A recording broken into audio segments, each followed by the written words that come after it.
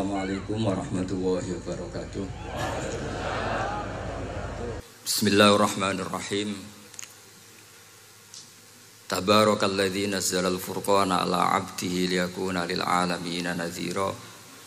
Allahumma shalli wa sallim ala sayyidina Maulana Muhammad wa alihi wa sallim asma'in amma ba'du. Al-Mukarram kang kita hormati, Bapak kita semua, orang kita semua, Ki Haji Agus Ali Masyuri, sedanten para habaib, para ulama, para kiai, wabil khusus Dr. Yusri, matta'akum wa atala baqa'akum lil muslimin. Tamu-tamu undangan yang kami hormati, di sini ada Bapak Muhaimin Iskandar, semua adik-adik santri yang saya cintai, yang saya hormati. Ini pertama kali saya pakai serban. Ini insya Allah tidak sampai 1 menit nanti saya copot. Karena untuk gus-gus muda itu ada kaedahnya. Katanya dulu pakai serban setelah bisa baca Wahab. Kalau sekarang enggak, kalau sudah kaji dipanggil abah ya pakai serban. Saya ini santri sarang mulai kecil. Dulu pakai fikih, model usul fikih. Jadi kalau keyakinan Mbah Maimun itu kalau ada santri pakai peci putih itu dimarahin. Katanya beliau, wong desa itu kaji adol Tegal, adol sawah, mbok saingi kedul 5.000. Jadi ngelarani kiai itu, ngelarani wong desa itu dosa katanya. Tapi beberapa kiai pakai peci putih karena sunat. Akhirnya saya sudah haji tapi keterusan pakai peci hitam karena mulai kecil diharamkan terus keterusan itu. Pakai serban juga gitu, dulu ada kaidahnya katanya boleh pakai ini harus setelah ini terus keterusan nggak pakai. Tapi ini alhamdulillah dikasih sama Gus Ali, ini saya terima. Nah ini IARO apa tamblik tidak tahu. Teman-teman bahasa Indonesia Jawa bahasa Inggris benar. Jadi bahasa Inggris favorit, understand juga. Jawa mau dia santai-santai mau dia. Ini saya tidak tahu, saya harus istighfar atau harus syukur.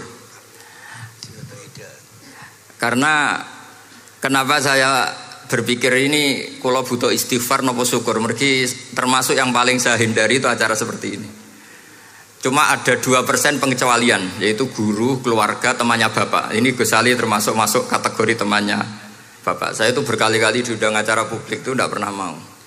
Satu, mungkin nggak bakat ya, nggak bakat juga nggak ingin. 2, saya tidak cukup punya kemampuan untuk menjelaskan konstruksi Islam yang utuh hanya dalam waktu 1 jam. Karena keyakinan saya ngaji itu harus khatam, karena saya ini trauma. Kalau ngaji di depan Musonnet bilang kama sayati, sebagaimana yang akan datang. Setelah belajar di belakang kama sabako, seperti yang sudah kelewat. Sehingga gara-gara itu saya kalau sinau itu khatam dari min awali hatta akhiri. Karena yang satu di depan kama sayati, setelah di belakang kama sabako apa kama takotan. Yang jelas ilmu yang saya tekuni memang ilmu tafsir. Gus Ali tahu betul tentang bapak saya. Karena mulai kecil saya ini menangi beliau belum tenar-tenar amat, sampai sangat tenar, mungkin sampai langit khawatir. Begini, dulu saya di sarang itu pernah rois takrib, rois fathul mu'in. Tapi yang menjadi saya tambah alim itu gara-gara gejolokan bapak begini. Hak dhisik ana wong imami saking semangate ngapalno hal ataka haditsul ghosiyah Jumat-Jumat itu, karena dia ingin keren ya pakai surat panjang gitu. Terus dia datang ketika takbir langsung baca Bismillahirrahmanirrahim hal ataka haditsul ghosiyah. Makmumnya bilang subhanallah. Karena dia agak pede dengan surat yang panjang diganti qul ya ayyuhal kafirun. Makmumnya masih bilang subhanallah. Sampai berkali-kali diganti surat kulhu, ya makmumnya tetap bilang subhanallah. Karena nggak tahu caranya mengingatkan kalau imam itu tidak baca Fatihah. Karena ada satu cara, yaitu kon ngelingno ngangge napa subhanallah. Akhirnya wonten makmum sing nekat ora maca Fatihah. Nah, pertanyaan bapak saya, kamu harus berani ijtihad, merubah hanya satu pakem, mengingatkan imam tuh pakai subhanallah. Karena kalau kasus seperti ini nggak cukup diingatkan subhanallah. Niki adik-adik, kira-kira batal mboten ngelingno imam muni ora maca Fatihah. Kalau sampean bilang batal, berarti nggak ada solusinya. Kalau bilang sah itu beberapa kalimat yang dalam pakem sholat itu apa? Membatalkan. Sampean milih batal apa enggak? Enggak polling saja kayak pemilu. Sampai saya tuh cari-cari, akhirnya ketemu juga di kitab Mizan Kubro diterangkan oleh Imam Malik bahwa kalamul musolli, musolli itu ngomong, kalau itu manfaat, tapi jangan ditiru loh ya, dan darurat, ya, dan darurat, maka itu boleh dan tidak membatalkan sholat. Misalnya imam sholat kemudian di bawahnya ada bom atau ada ular kobra, kalau nggak ada cara ya mau tidak mau harus diingatkan pakai kalimat, karena kalau subhanallah tok nanti gonta-ganti surat saja. Tahu-tahu mati dipatok ular apa? Kobra. Sehingga dari gejolokan-gejolokan seperti itu akhirnya saya berpikir, sampai saya nyari kitab-kitab Al-Madzhabul Arba'ah, karena memang nggak cukup. Terus pertanyaan kedua kata bapak saya tentang tradisi, misalnya orang-orang kampung kalau bikin batu bata itu dari tanah, kemudian kadang makjunun bisirjin, kadang dicampur dengan apa? Sirjin. Nggak usah diterjemah, ini sambil latihan bahasa Arab katanya. Masa pondok internasional nggak bisa bahasa Inggris sama bahasa Arab? Makjun ya. Ternyata mazhab Syafi'i ianya membolehkan atau nganggap alatut tohara itu dua, al-ma' wa turab. Tapi ternyata dalam mazhab Hanafi termasuk alatut tadhir atau alatut tohara itu an-nar, yaitu api. Alasan Abu Hanifah, orang mukmin yang banyak dosanya itu untuk masuk surga itu disucikan dulu di neraka. Artinya an-nar itu al-mutahhirah. Nar itu gunanya mensucikan. Sehingga batu bata karena sudah mengalami proses dibakar, maka berarti suci meskipun makjunun bisirjin. Ya tapi jangan pakai tayamum, pakai apa? Nah, jadi kalau Anda mandi junub atau nggak punya wudhu, kalau nggak ada turab sama apa? Air, ada solusinya, yaitu wudhu pakai nar. Tapi itu jelas haram itu kalau itu, karena nggak mungkin nggak ada turab, itu nggak mungkin. Sehingga ini penting, gejolokan-gejolokan para ulama, para guru ini penting. Karena ternyata para nabi itu menjadi pinter, itu ya karena digojlok pangeran. Saya punya sekian contoh di kitab-kitab para wali. Ketika datang malakul mauti ke Nabi Ibrahim dan akan mengambil nyawanya, itu Nabi Ibrahim tangklek, kowe sapa? Aku malaikat. Ono apa? Ditugasno pangeran mencabut nyawa Anda. Terus kata Nabi Ibrahim, apa kamu tahu saya ini siapa? Ya tahu, Anda Khalilur Rahman, kamu kekasih Allah. Terus kata Nabi Ibrahim, hal ra'aita habiban yumitu habibah. Masa ada kekasih membunuh yang dikasih? Pasti Anda salah. Ya karena malaikat gak pernah ngaji di sini, di progresif ini. Dia tidak bisa jawab. Akhirnya niki kalau pamit, niki kalau sembuh niki cekap. Niki cekap. Bingung, mboten kulino niki bingung niki. Akhirnya malaikatnya matur malih teng pangeran. Ya Allah, kata Nabi Ibrahim logikanya begini, wahal ra'aita habiban yumitu habibah. Mosok kekasih kok dipateni kekasih. Terus kata Allah gini, ya sudah bilang gini sama Nabi Ibrahim, sama Ibrahim. Wahal ra'aita habiban yakrahu ayyalqa habibah. Mosok kekasih kok ora siap ketemu sing dikasih. Akhirnya Israel datang lagi. Balik mana? Gini logikanya dibalik sekarang begini gitu. Wahal ra'aita habiban yakrahu ayyalqa habibah. Terus Ibrahim bilang oke ya, gak masalah, sudah. Artinya apa? Kita ini diajari satu logika. Logika apa saja? Ini Allah. Sehingga ya memang normalnya hidup tuh cerdas. Kata Ghazali, cerdas nyikapi apa? Realitas. Ini penting saya utarakan. Saya punya sekian contoh kecerdasan para nabi. Saya berkali-kali cerita, nabi yang sezaman itu sebetulnya 3, tapi yang ilmunya level itu hanya 2. Karena ada yang sezaman yaitu Ibrahim dan Lut. Tentu tidak level karena Nabi Lut itu pernah keponakan Nabi siapa? Ibrahim. Kedua Nabi Musa dan Nabi Harun. Tapi ini juga agak level karena Nabi Harun jadinya Nabi itu karena proposal Nabi Musa. Jadi proposal mulai dulu ya ada. Nah, Nabi Musa kita tahu adalah al-sak. Al-sak itu kalau ngendikan itu lesannya agak cedul ya. Cedul. Ini nanya jejer ke sana. Jadi kalau nggak bisa tanya ya. Bahasa Arabnya pokoknya al-sak, cedul ya. Cedul. Karena masyhur ya kita tahu cerita itu Musa yang kecil itu wis beling. Jadi nak digendong Fir'aun itu dijabuti jenggote. Padahal masih kecil. Sesuai Fir'aun curiga dasar Bani Israel. Lama-lama dia memutuskan sepatah ini aja ini jelas darah-darah Israel. Kita tahu Fir'aun adalah orang Kipti, orang Mesir. Setelah berkali-kali gitu terus tanya gini sama Asia, ini anak ini sudah bisa mikir, memang dasar Bani Israel jadi gak suka orang Kipti. Orang bah cah cilik biasa gak masalah. Singkatnya terus dites ada jamroh, ada bara api sama apel. Sebetulnya Musa ini sudah tahu mau ngambil apel, tapi kalau dia ngambil apel dibunuh sama Fir'aun berarti bisa membedakan. Akhirnya sama Jibril diarahkan ngambil apa? Api jamroh tadi. Akhirnya agak ditelan terus menjadi lesannya apa? Cedul. Sampai sepuh jadi nabi tetap begitu.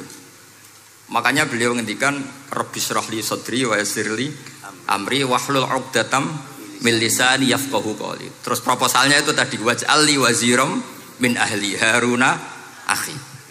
Sebagian ayat lebih jelas lagi yaitu wa akhi Harun huwa afsahu minni lisanan fa arsilhu ma'iyya rid ayyusaddiqun. Jadi dan saudara saya Harun lebih fasih berbicara daripada saya. Jadi kualitas ilmiahnya bagus Musa tapi jubirnya itu Harun. Ya kira-kira kayak Mbah Lim dulu. Iya Mbah Lim. Ya. Jadi ini saya jubirnya Gus Ali, saya Harun, ini Musa. Maksudnya kaya karena sudah ada nabi. Singkat cerita karena Musa itu agak alsak sehingga Harun ini ya nggak levelnya. Padahal sezaman sehingga ya nggak pernah bantah-bantahan, nggak pernah adu argumen. Yang benar-benar nabi sezaman dan kemudian sering adu argumen adalah Isa dan Yahya. Kita tahu umurnya ya imbang, kualitas al-mazaya wal wadail juga imbang. Nabi Isa kita tahu wa yukallimun nasa fil mahdi wa kahla. Mulai kecil bisa ngendikan ya sudah pinter.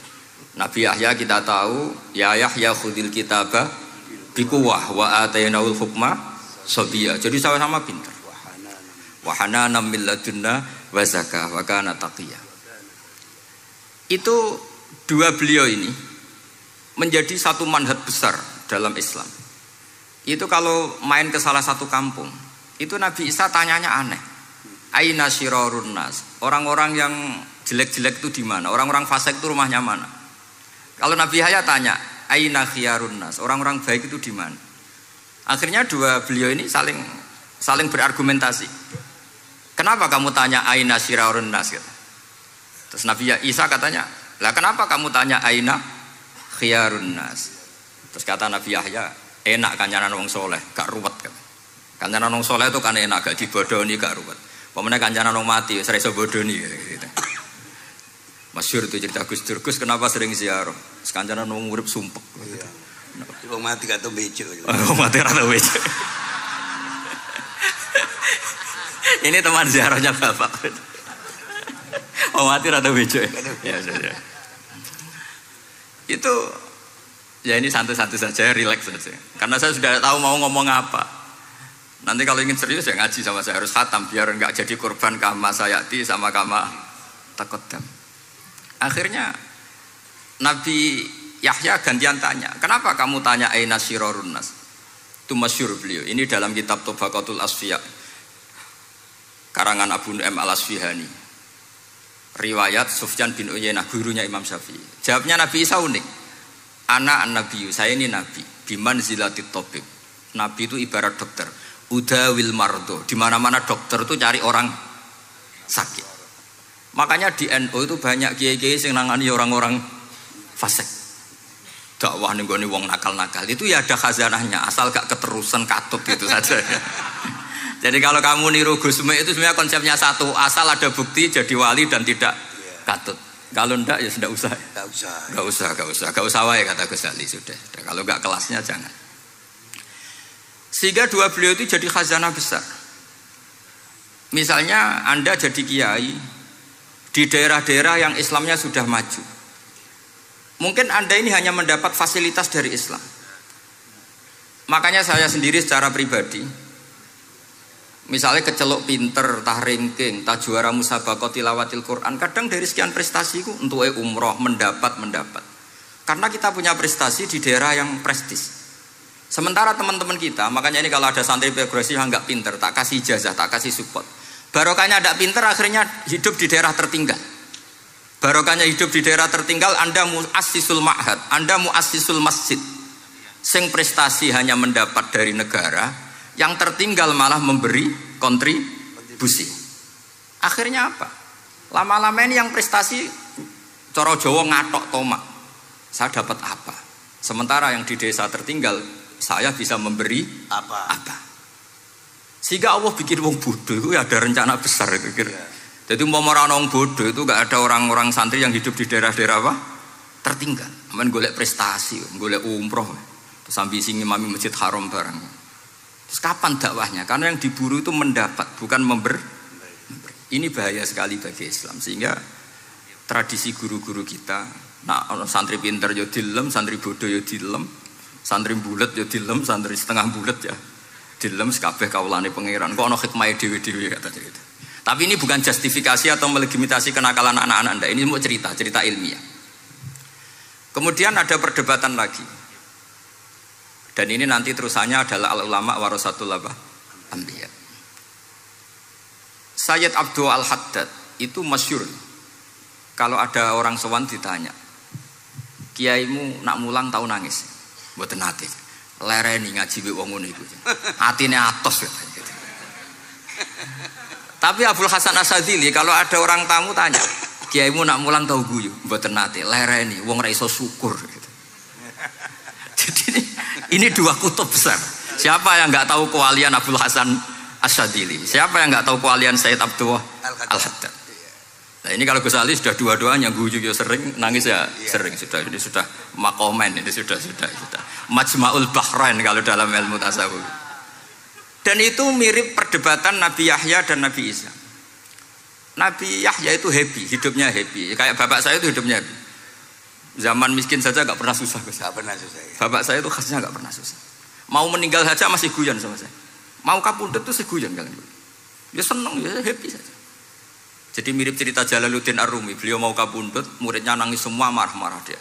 Kamu murid-murid yang bodoh. Saya ini mau ketemu kasih kamu tangisi. Ayo joget semua. Makanya kalau ada orang mati kok ceria itu karena mazhab Jalaluddin apa? Ar-Rumi. Masyhur itu. Ini malam pengantin saya, kenapa kamu nangis? Makanya jadi mitos kalau mimpi jadi manten tuh mau mati. Karena kalau Jalaluddin Rumi istilahkan kematian itu adalah pengantin. Umar bin Abdul Aziz salah satu khomisul khulafa masyhur itu. Ketika mau kapundhut orang nangis semua juga dia marah. Memangnya saya mau kemana kok kamu tangisi? Ila khairi madhubin ila khairi rahimin, ila arhamir rahimin. Timbang kumpul kon sumpek. Atok mati katanya.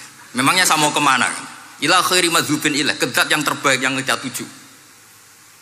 Ini mirip Nabi Yahya. Sehingga Nabi Isa ngejlok, mali aroka dohikan ka'annaka ta'manu min makrillah. Kamu kok sering senyum, sering guyu, ngakak-ngakak. Seakan kan kamu tuh tidak pernah akan kena siksa. Nabi Yahya gantian bales, mali aroka abisan ka'annaka taqnatu min rahmatillah. Lah kamu merengut terus koyo ora ono rahmate pangeran saja. Ini terus jadi madzhab antara Abdul Hasan Asyadzili dan Sayyid Abdul Al-Haddad. Sayyid Abdul Al-Haddad juga diikuti banyak kiai. Itu kalau habis sholat tuh masih susah, diterima enggak, sholat kita makbulah apa enggak, puasa kita makbul apa enggak, sujud kita makbul apa enggak. Tapi kalau Abdul Hasan Asyadzili, kalau ada orang tanya gitu dimarahin. Sujud kula ditampi mboten ya Sayyid Abdul Hasan Asyadzili. Gak usah mikir ngono, ditegir sujud wis luar biasa. Orang geruwong ditegir sujud, gak usah mikir ditampa ta ora. Loh iya, ketika kita nanti ketemu Allah, prestasi betul gak pernah sujud itu. Sebagai hamba kita bangga pernah sujud. Terus gak penting ditompo tawar. Bahkan kalau anak-anak muda ini kepengen ditompo niat elek. Ditompo digajar pangeran terus mlebu swarga terus sama bidadari gitu.